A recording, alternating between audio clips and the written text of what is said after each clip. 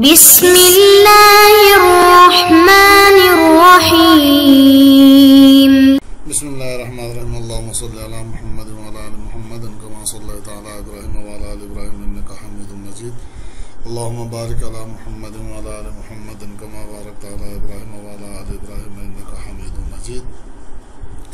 عزیز طلبہ، آج ہماری کتاب حسامی کا 32واں سبق ہے اور امر کی بحث چل رہی تھی، اسی کے ضمن میں آگے فرماتے ہیں والأصل في هذا النوع أنه لما جعل الوقت ظرفا للمؤدى وسببا للوجوب لم يستقم أن يكون كل الوقت سببا.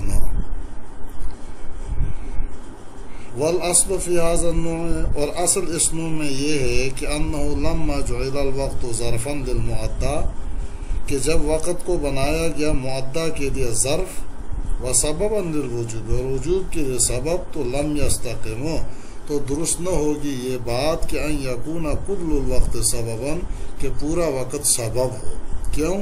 لأن ذلك یوجب تاخیر الاداء عن وقته او تقدیمہ علی سببہ، اس لیے کہ واجب کرتا ہے ادا کے تاخیر کو اس کے وقت سے یا اس کی تقدیم کو اس کے سبب پر. فوجب ان یجعل بعضه سببا، پس لازم ہوا کہ بعض وقت کو سبب بنایا جائے. وهو الجزء الذي يتصل به الاداء، اور وہ بعض وقت وہ جز ہے جس سے ادا متصل ہے. فإن اتصل الاداء بالجزء الاول، پس اگر ادا جز اول سے متصل ہو تو کان هو السبب، تو وہی سبب ہوگا. وإلا ينتقل السببیت إلى الجزء الذي یلیہ، ورنہ سببیت منتقل ہوگی اس جز کی طرف جو اس سے متصل ہے. کیوں؟ اس لیے کہ لأنه لما وجب نقل السببیہ عن الجملۃ، جب واجب ہوا سببیت کو منتقل کرنا کل وقت سے، ولیس بعد الجملۃ جزءا مقدر، اور نہیں ہے کل وقت کے بعد کوئی معین جز، وجب الاختصار علی الادنی، تو واجب ہوا اکتفا کرنا ادنا پر،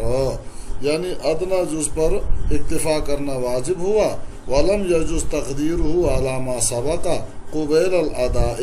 اور جائز نہیں ہے معنی سببیت کو باقی رکھنا ان اجزاء پر جو ادا سے پہلے گزر چکے ہیں. لأن ذلك یؤدی الی التخطی عن القلیل بلا دلیل، اس لیے کہ یہ مطلب پہنچائے گا، یؤدی کا معنی پہنچائے گا بغیر دلیل کے قلیل سے. ثم كذلك ينتقل الى ان يتضيق الوقت عند ظفر والى آخر جزء من اجزاء الوقت عندنا، پھر اس طرح سببیت منتقل ہوتی رہے گی یہاں تک کہ وقت تنگ ہو جائے امام ظفر کے نزدیک اور وقت کے اجزاء میں سے آخری جز تک ہمارے نزدیک. فتعین السببیت فیہ، پس سببیت متعین ہو جائے گی اس آخری وقت میں. لما یلی شروع فی الاداء اذ لم یبقى بعدہ ما یحتمل انتقال السببیت الیہ، اس جز کے لیے جو شروع فی الادا سے متصل ہے، اس لیے کہ نہیں باقی رہا اس جز کے بعد ایسا کوئی جز جس کی طرف سببیت کے منتقل ہونے کا احتمال ہو. یہ عبارت اور ترجمہ ہوا. اب اس میں کیا نہ کیا چاہتا ہے، آپ اس کو یوں سمجھنا، ایک اشکال پیدا ہوتا ہے، سوال پیدا ہوتا ہے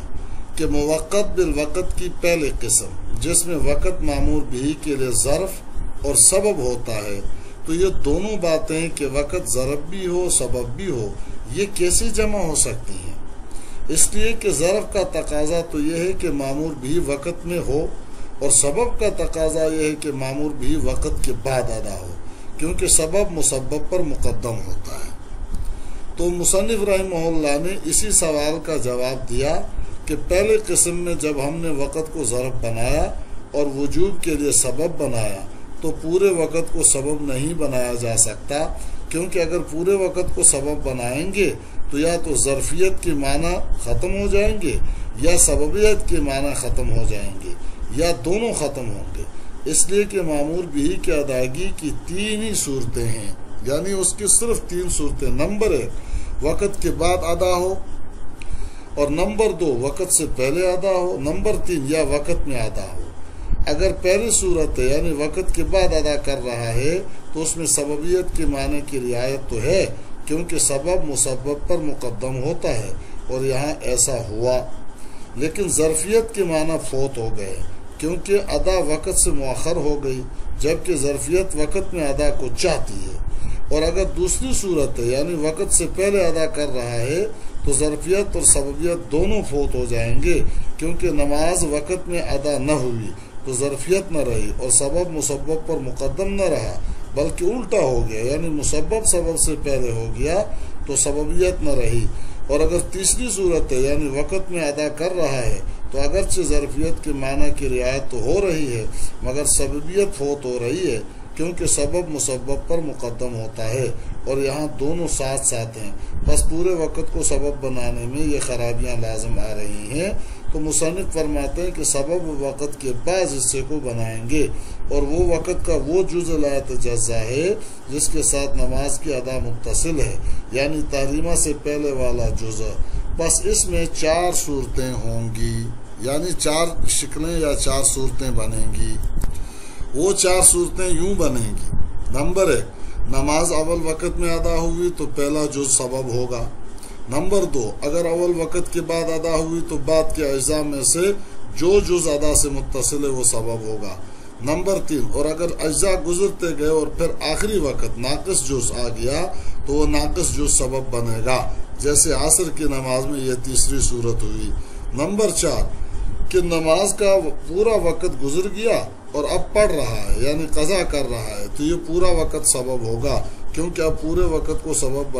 بنانے سے جو معنی تھا وہ نہ رہا۔ یہی 4 صورتیں مصنف اگلی عبارت میں بھی بیان کریں گے۔ اب کہتے ہیں کہ اگر ادا پہلے جز سے متصل ہوئی تو یہی پہلا جز سبب ہوگا،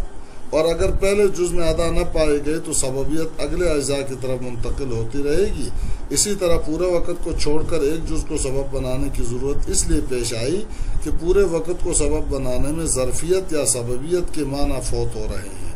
تو پورے وقت سے سببیت کو منتقل کرنا ضروری ٹھہرا، اور پورے وقت کے بعد ایسا کوئی معین حصہ جیسے خم و سروبہ وغیرہ بھی نہیں تھا کہ جس کی طرف ہم سبب کو منتقل کرتے اور کہتے کہ یہ چوتھائی حصہ یا وقت کا تہائی حصہ سبب ہے،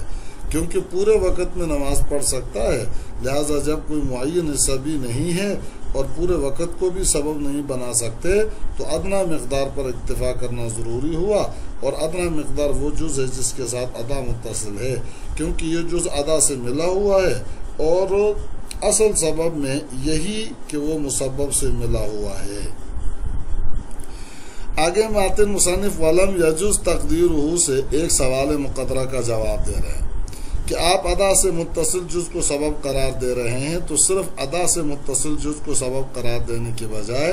ادا سے پہلے گزرے ہوئے تمام اجزاء کو سبب قرار دیں تو کیا حرج ہے؟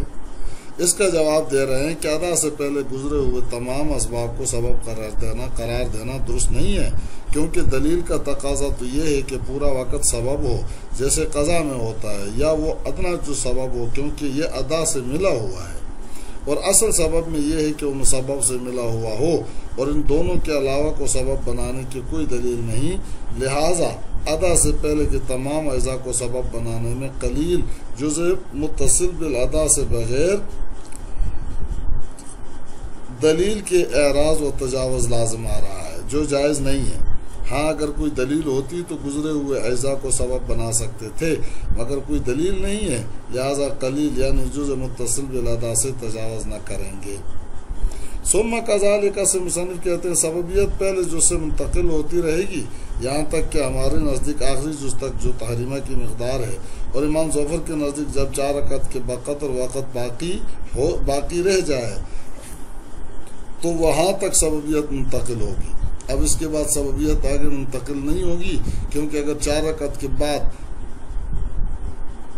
4 رکعت کے بقدر وقت باقی نہیں رہا اور آپ نے وقت کو سبب بنا کر 4 رکعت واجب کر دی تو یہ بندہ پر تکلیف مالا یطاق ہے۔ اور احناف کے نزدیک ادا شرع کرنے سے متصل جو آخری جز ہے جو تحریمہ کی مقدار ہے وہاں تک سببیت منتقل ہوگی، کیونکہ یہ آخری جز ہے، اس کے بعد کوئی جز نہیں جس کی طرف سببیت کو منتقل کیا جا سکے۔